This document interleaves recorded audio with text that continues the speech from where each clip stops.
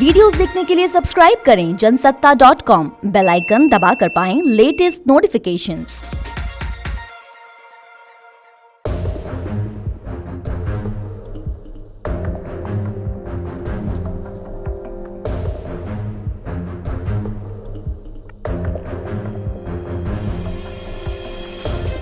मैं उपेंद्र कुमार, जनसत्ता में आपका स्वागत है।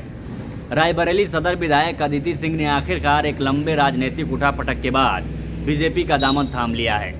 अदिति सिंह अभी तक बागी विधायक के रूप में जानी जाती थीं और हरदम भाजपा के पक्ष में ही अपनी वोटिंग करती थीं, लेकिन अब उन्होंने औपचारिक रूप से बीजेपी की सदस्यता ग्रहण कर ली है।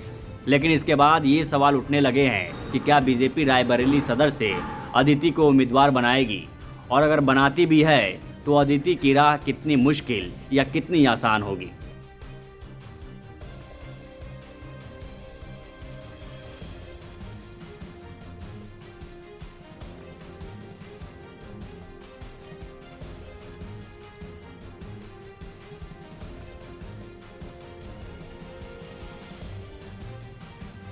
अदिति सिंह पहली बार तब सुर्खियों में आईं जब अपने जीवन के पहले ही चुनाव में उन्हें जीत हासिल हुई, और वो भी मोदी लहर में और कांग्रेस के टिकट पर।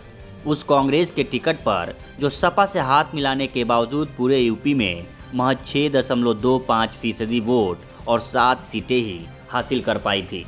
उन 7 सीटों में से एक अदिति सिंह की भी थी। कहा जाता है कि अदिति को अपने पिता अखिलेश सिंह से सहानुभूति रखने वाले वोटर्स का साथ मिला, और पहला चुनाव होने की वजह से जनता ने उन्हें जज भी नहीं किया। इसके अलावा सपा के साथ गठबंधन ने रायबरेली सदर सीट के जाति समीकरण को भी अदिति के पक्ष में करने में मदद की, और इन्हीं सब वजहों से अदिति को जीत हासिल हुई। अब वही अदिति बीजेपी का दामन थाम चुकी हैं। मैं आदरणीय प्रधानमंत्री जी और आदरणीय मुख्यमंत्री जी की कार्यशैली से बहुत प्रभावित थी, और जैसे वो इतनी मेहनत करते हैं, खासतौर से हमारे अपने मुख्यमंत्री जी, और जितना ऑनेस्टी से वो काम करते हैं, उससे मैं बहुत प्रभावित थी। पूरे 5 साल मैंने खुद उनकी कार्यशैली ऑब्जर्व करी, क्योंकि सदन में उनके साथ काम करने का मौका मिला, और उससे मैं बहुत ज़्यादा प्रभावित थी। कांग्रेस को तो आज बहुत बुरा लगा होगा। जाहिर सी बात है, पर उनको पहले अपने लोगों को देखना चाहिए, संभालना चाहिए, और अब जब टू लेट हो जाता है तो फिर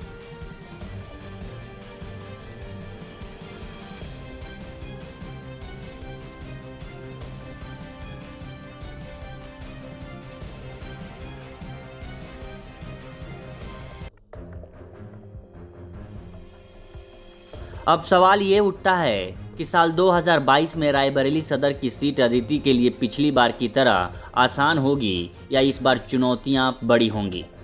सदर सीट का समीकरण देखा जाए तो यहाँ यादव, पासी और ब्राह्मण मतदाता ज़्यादा हैं, लेकिन क्षत्रिय निर्णायक वोटर के रूप में माने जाते हैं। यदि अदिति भाजपा के टिकट से चुनाव लड़ती हैं तो यादव और ब्राह्मण का वोट जुटाना उनके लिए सबसे बड़ी चुनौती होगी। साल 2022 का चुनाव अदिति सिंह के लिए काफ़ी कठिन माना जाएगा, क्योंकि अदिति सिंह ने पिछले 5 सालों में कोई ऐसा काम नहीं किया जो जनता के लिए बहुत लाभकारी रहा हो। जातीय समीकरण भी कहीं न कहीं उनके लिए नकारात्मक ही हैं। अभी तक सदर सीट से भाजपा का कोई प्रत्याशी जीतने में सफल नहीं रहा है। अब देखना ये है कि अदिति सिंह की पॉपुलैरिटी इस बार काम आती है या नहीं।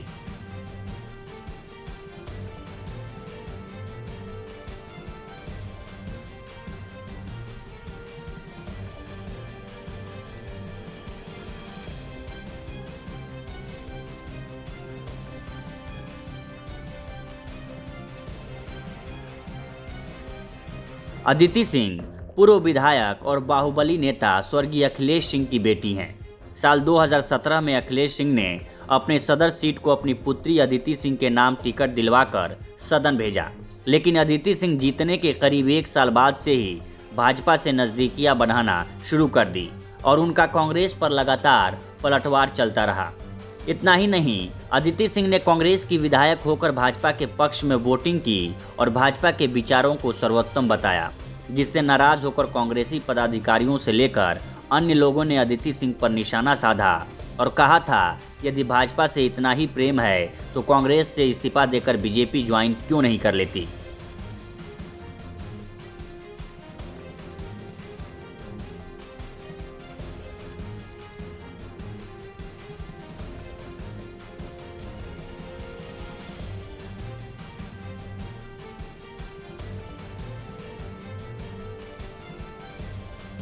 पूर्व विधायक स्वर्गीय अखिलेश सिंह लगभग 3 दशक तक सदर सीट से विधायक रहे। शुरुआती दौर की बात की जाए तो कांग्रेस, निर्दलीय और पीस पार्टी से उन्होंने चुनाव लड़ा और लगातार वह विजयी पाते रहे, लेकिन अपनी बीमारी के चलते उन्होंने अपनी बेटी अदिति सिंह को सदर सीट की कमान सौंप दी और लगकर कांग्रेस से टिकट भी दिलवा दिया। कांग्रेस सीट से उनके माथे पर जीत का सेहरा बंधा, लेकिन उनका मन शुरुआत से ही भाजपा के पक्ष में रहा। इसलिए अदिति सिंह और हरचंदरपुर के विधायक राकेश सिंह को बागी विधायक के रूप में जाना जाता रहा। दोनों विधायक कांग्रेस के टिकट से विजेता हुए, लेकिन शुरुआती दिनों से ही भाजपा के पक्ष में वोटिंग करते हैं और उनके विचारों से अपना विचार मिलाने की बात कहते आए हैं। अदिति सिंह के भविष्य पर आपकी क्या राय है, हमें कमेंट सेक्शन में बताइए और यूपी चुनाव से जुड़ी हर खबर के लिए बने रहिए जनसत्ता के साथ।